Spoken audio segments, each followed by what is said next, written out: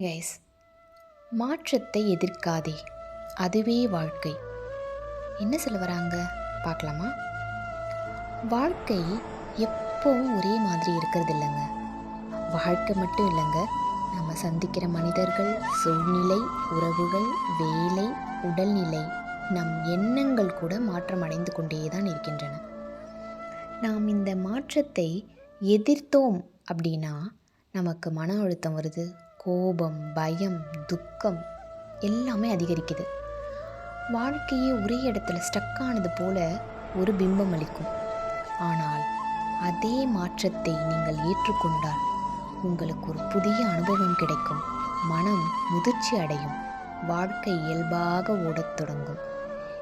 இதைத்தான் இறைவன் கிருஷ்ணர் நிலைத்தது எதுவும் இல்லை, மாற்றமே நிலையானது அப்படின்னு போதித்திருக்கிறார். மாற்றம் என்பது இழப்பு மட்டுமல்ல, அது வளர்ச்சி, கற்றல், புதிய பாதை.